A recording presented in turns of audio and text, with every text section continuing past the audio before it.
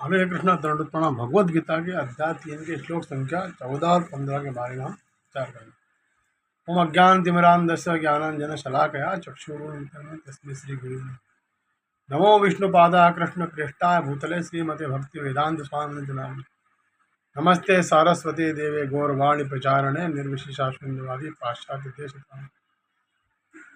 जय श्री कृष्ण चैतन्य प्रभु नित्यानंद श्री अद्वैत गदाधर श्रीवासादि गौर भक्त। हरे कृष्ण कृष्ण कृष्ण हरे हरे, हरे राम राम राम हरे हरे। श्लोक संख्या 14 में कहा गया है, अन्नाद भवन्ति भूतानि पर्जन्यादन्न संभवः यज्ञाद भवति पर्जन्यो यज्ञ कर्म समुद्भवम्। सारे प्राणी अन्न पर आश्रित है जो वर्षा से उत्पन्न होता है। वर्षा यज्ञ संपन्न करने से होती है और यज्ञ नियमित कर्मों से उत्पन्न होता है। भगवद गीता के महान टीकाकार श्रीला बलदेव विद्याभूषण इस प्रकार बताते हैं कि जो यज्ञ पुरुष अथवा समस्त यज्ञों के भोक्ता कहलाते हैं सभी देवताओं के स्वामी हैं, और जिस प्रकार शरीर के अंग पूरे शरीर की सेवा करते हैं उसी तरह सारे देवता उनकी सेवा करते हैं।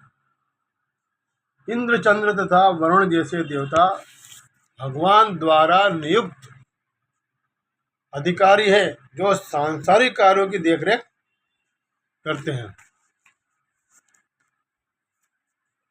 सारे वेद इन देवताओं को प्रसन्न करने के लिए यज्ञों का निर्देश करते हैं जिसमें वे अन्न उत्पादन के लिए प्रचुर वायु प्रकाश तथा जल प्रदान करें।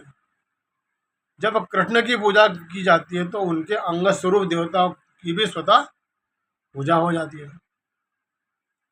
इसी हेतु कृष्ण भावना भावित भगवत भक्त सर्वप्रथम कृष्ण को भोजन अर्पित करते हैं। ऐसा करने से न केवल शरीर के विगत पापमय कर्म फल नष्ट हो जाते हैं अपितु शरीर प्रकृति के समस्त कल्मशों से निरापद हो जाता है।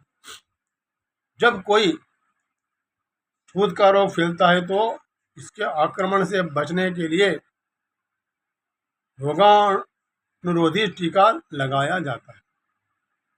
इसी प्रकार भगवान विष्णु को अर्पित करके ग्रहण किया जाने वाला भोजन हमें भौतिक पोल्यूशन से निरापद बनाता है, और जो इस विधि का अभ्यस्त है वह भगवान का भक्त कहलाता है। वह उन समस्त विगत भौतिक दूषणों के फलों का सामना करने में समर्थ होता है जो आत्म साक्षात्कार के मार्ग में बाधक होते हैं।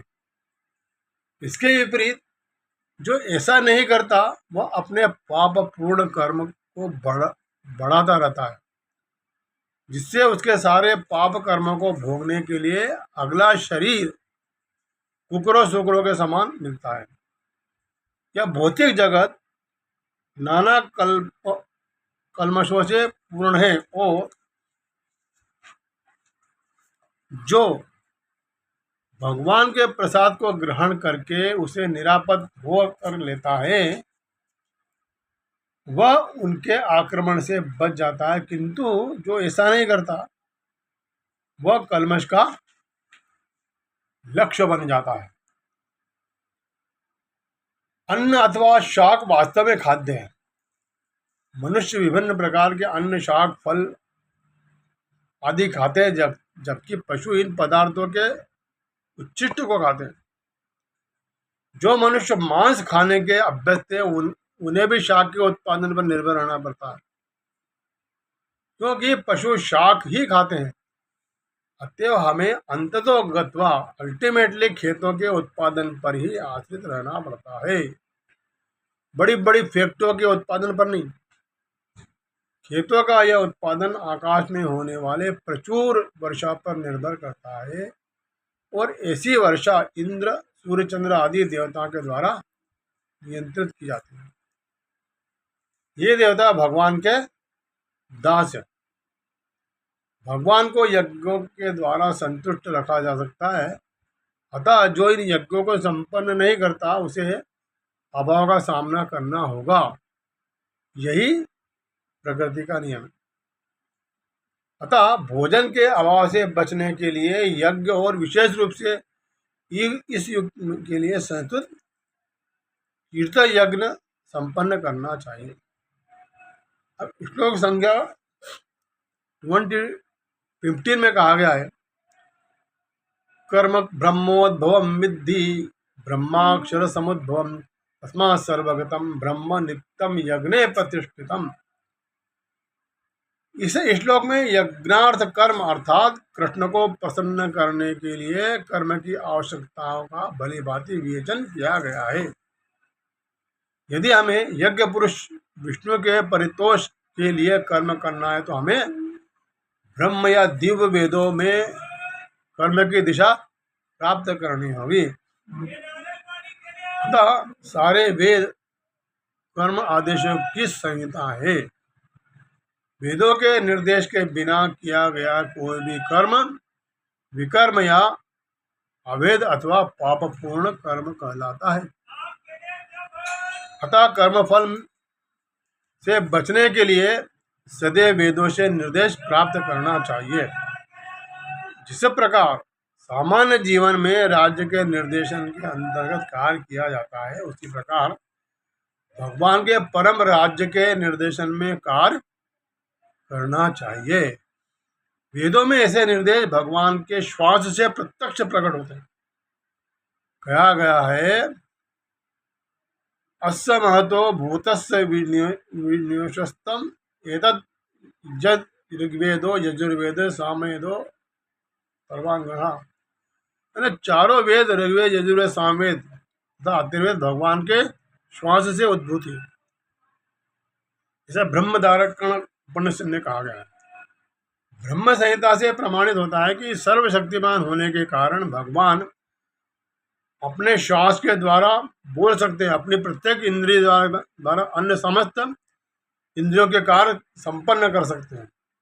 दूसरे शब्दों में भगवान अपनी निश्वास के द्वारा बोल सकते हैं और अपने नेत्रों से भी जगत की उत्पत्ति कर सकते हैं। वस्तुतः यह कहा जाता है कि उन्होंने प्रकृति पर दृष्टिपात किया और समस्त जीवों को उत्पन्न किया।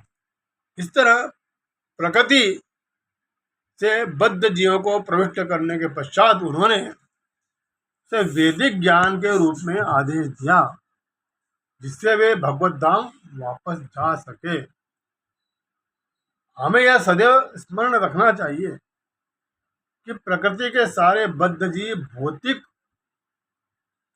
भोग के लिए इच्छुक रहते हैं, किंतु वैदिक आदेश इस प्रकार बनाए गए हैं कि मनुष्य अपनी विकृत इच्छाओं की पूर्ति कर सकता है और तथाकथित सुख भोग पूरा करके भगवान के पास लौट सकता है। बद्ध जीवों के लिए मुक्ति प्राप्त करने का यह सुनहरा अवसर होता है। अतः उन्हें चाहिए कि कृष्ण भावना भावित होकर यज्ञ विधि का पालन करें। यहाँ तक कि जो वैदिक आदेशों का पालन नहीं करते वे भी कृष्ण भावनामृत के सिद्धांतों को ग्रहण कर सकते हैं, जिससे वैदिक यज्ञों या कर्मों की पूर्ति हो जाएगी। हरे कृष्णा दंडोत।